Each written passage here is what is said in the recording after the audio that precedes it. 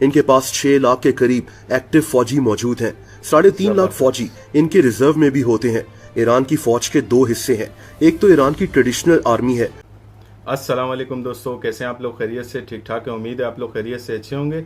मेरा नाम इजाज अहमद है और आज हम रिएक्शन करेंगे रियलिटी टीवी पे, जो कि ईरान की कितनी बड़ी फौज है और कितने उसके पास हथियार हैं और कौन कौन से बैलिस्टिक मिसाइल है। तो चलिए शुरू करते हैं अपनी आज की वीडियो। ईरान की फौज मिडिल ईस्ट की बड़ी मिलिट्रीज में से एक है। इनके पास 6 लाख के करीब एक्टिव फौजी मौजूद हैं। 3.5 लाख फौजी इनके रिजर्व में भी होते हैं। ईरान की फौज के 2 हिस्से हैं। एक तो ईरान की ट्रेडिशनल आर्मी है और एक ईरान की इस्लामिक रेवोल्यूशनरी गार्ड्स है। इसे IRGC भी कहते हैं। इन दोनों हिस्सों की अलग अलग ड्यूटीज हैं। जैसा कि IRGC ईरान की आर्मी का बहुत अहम हिस्सा है। यही हिस्सा ईरान के मिसाइल प्रोग्राम को भी संभालता है। लेकिन ईरान इसराइल जंग में किसकी फौज बड़ी है ये मैटर नहीं करता। मैटर करता है ईरान और इसराइल का मिसाइल प्रोग्राम और इनका डिफेंस सिस्टम। बिल्कुल सही। ईरान ने अपने मिसाइल प्रोग्राम पर बहुत काम किया है। शाहिद 136 जो एक ड्रोन है, इमाद जो एक बैलिस्टिक मिसाइल है, लेकिन इनमें एक बैलिस्टिक मिसाइल फतह 1 नाम का भी है, एक इंतहाई तेज और खतरनाक मिसाइल। ईरान के मिसाइल प्रोग्राम का सबसे अहम हिस्सा। इस मिसाइल की रेंज 1400 किलोमीटर तक है। इस मिसाइल की स्पीड और जिस तरह से इसे मैन्यूवर किया जाता है, उससे इस मिसाइल को रोकना बहुत मुश्किल हो जाता है। ईरान ने इन्हीं मिसाइल से इसराइल पर अटैक किया है और इन्हीं मिसाइल्स को रोकना इसराइल के लिए मुश्किल हो रहा है। इसराइल ने काफी मिसाइल्स को रोका भी है, लेकिन ईरान की तरफ से अब तक लॉन्च किए गए 10 से 15% मिसाइल्स ने इसराइल को हिट भी किया है। लेकिन इसराइल का डिफेंस सिस्टम जैसा कि आयरन डोम इन मिसाइल्स को क्यों रोक नहीं सका?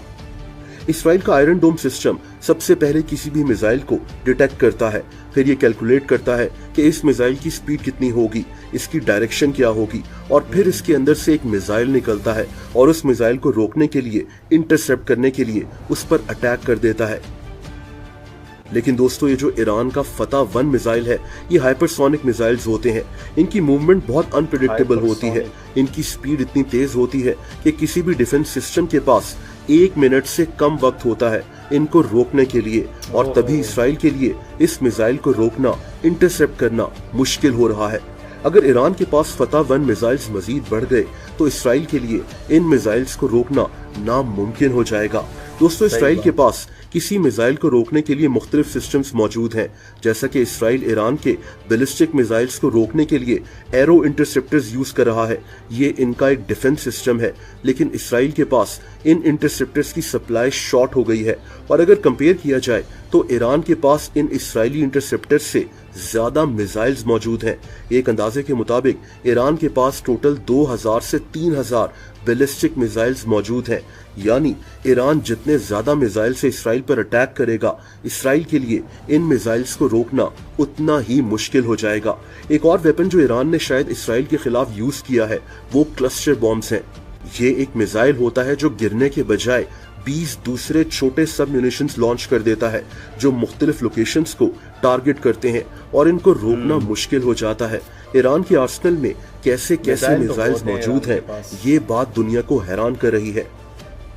1980s में जब ईरान और इराक की जंग चल रही थी तो बहुत कम मुल्क ऐसे थे जो ईरान को वेपन्स बेचने के लिए रजामंद थे, और तभी इस जंग के खत्म होने के 1 साल बाद ईरान ने अपने वेपन्स, अपने मिसाइल्स बनाना शुरू कर दिए थे, ताकि ईरान अपने डिफेंस के लिए किसी और मुल्क पर कभी भी रिलाय ना करे।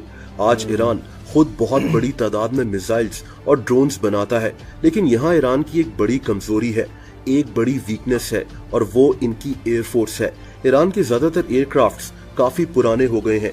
ये 1970s के दौर के हैं। इनके पास कुछ रशियन एयरक्राफ्ट्स भी हैं, लेकिन ये भी 1990s के हैं। वीक एयरफोर्स होने की वजह से इसराइल ने ईरान के कई एयरक्राफ्ट्स ड्रोन स्ट्राइक से तबाह कर दिए हैं।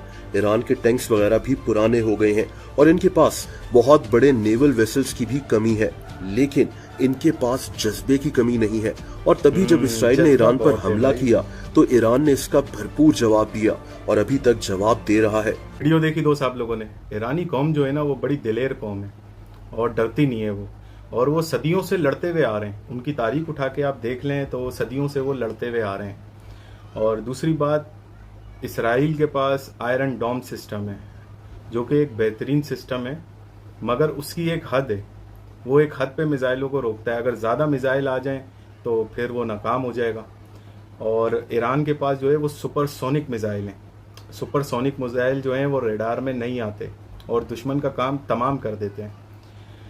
बाकी ये चीज़ तो माननी पड़ेगी भाई कि ईरान जो है ना डरता नहीं है, क्योंकि उसमें भी आज से आप 300-400 कह रहा हूँ, 100-150 साल आप पीछे चले जाएं तो लिबरल हुकूमत थी ईरान की, जो कि इसराइल को भी सपोर्ट करती थी, अमेरिका को भी सपोर्ट करती थी और अमेरिका की एक अच्छी बच्ची हुकूमत थी।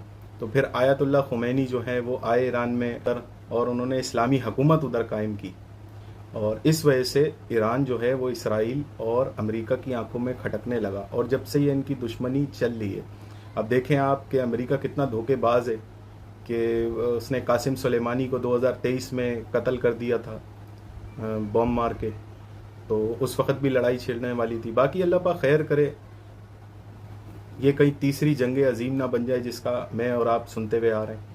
बाकी आप लोगों को अगर वीडियो अच्छी लगी हो तो इसे लाइक करें, शेयर करें, सब्सक्राइब करें चैनल को। मिलते हैं इंशाल्लाह अगली वीडियो में, तब तक के लिए अल्लाह हाफिज़।